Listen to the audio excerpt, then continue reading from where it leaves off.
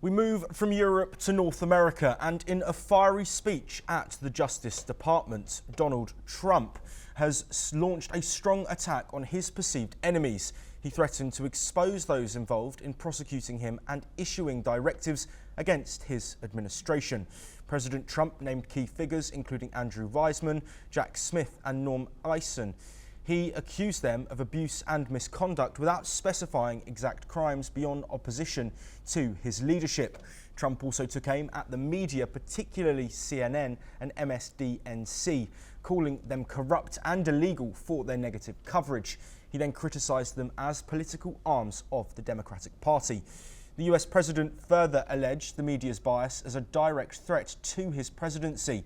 In another significant claim, Trump accused the Biden administration of weaponizing the Justice Department, turning it into an injustice department, in his words.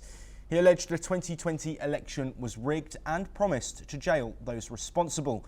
He also boasted about pardoning January the 6th rioters and criticised the FBI for misdirecting resources during the Capitol insurrection investigation. Let's have a look at Trump's speech. And I believe that CNN and MSDNC, who literally write 97.6% bad about me, are political arms of the Democrat Party. And in my opinion, they're really corrupt and they're illegal. What they do is illegal. It makes no difference how big a victory I had. I can have the biggest victory in history. It makes no difference what kind of a failure the other side has. These people are going to go after me. Well, joining us to discuss these waves coming from Donald Trump and the United States is Daniel Wagner, the CEO of Country Risk Solutions, who joins us from Portland, Oregon, United States. Daniel, thank you very much for your time. What we're seeing is unprecedented. Only twice have former presidents gone to the Department of Justice. How unprecedented really is this move from Trump? Well, you're absolutely right to say it is unprecedented. The very idea that he would be using the bully pulpit from inside the Justice Department to basically say he's going to go out and demonize and pursue his political enemies for no crimes. The very idea that a network like MSNBC, it's not DNC, he said DNC as in Democratic National Committee. The idea that MSNBC would be he wants to put them out of business simply because they criticize what he does. That's something that happens in a dictatorship. That's something that happens in a banana republic. There are many people in America who are absolutely shocked every day at the things that he's doing. Many of them are unprecedented. Many of them are contrary to the rule of law. Many of them are even contrary to the Constitution of the United States. The big issue, I think, is not so much that Trump is being Trump, because that's what he's doing here, but that no Republicans are standing up to him, objecting to this. And I say this not only in the context of the Department of Justice, but in the context of the many other things that he's doing in terms of eviscerating the federal government and doing these mass deportations without due process of law.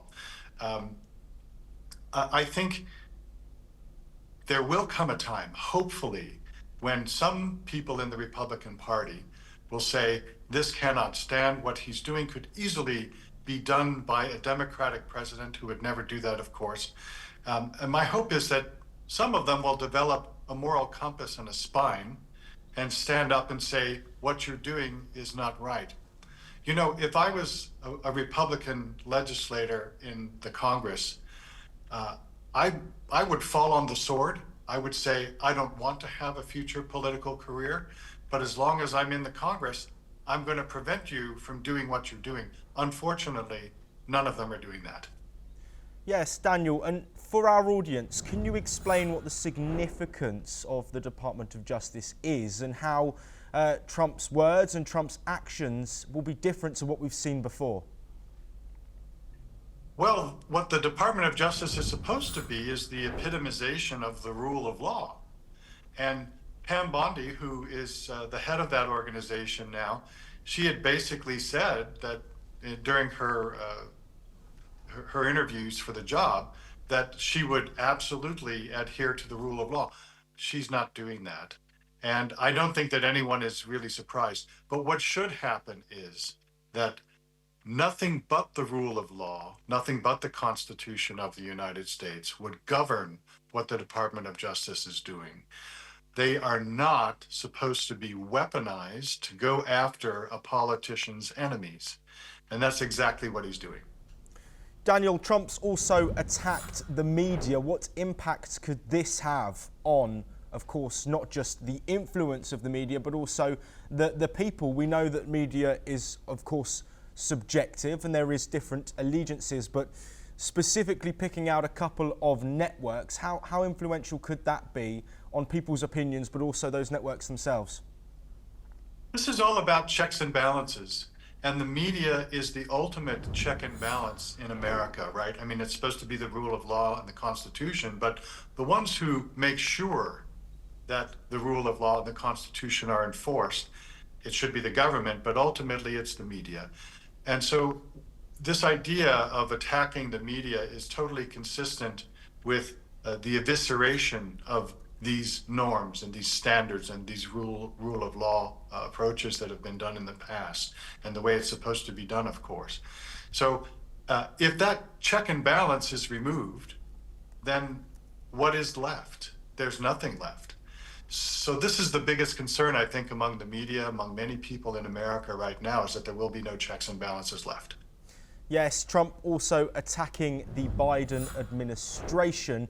Of course, we know he's made these comments before, but do you think there will be any ramifications from the words that he said? Of course, we know Joe Biden didn't pardon himself, instead choosing to pardon members of his family. Is there a risk to Joe Biden, given how provocative Trump is being with the language he's using? The word weaponizing has been used by Trump in this speech. Well, of course, Trump accused the Biden administration of weaponizing the Justice Department against him, which is why he's doing all of this. He feels like he's the victim, except when the Department of Justice went after him, they went after him for crimes that he committed. And of course, we all know that he was definitely proven to have committed many, many crimes. So the question in my mind is, what crimes did Biden commit, and can he prove it?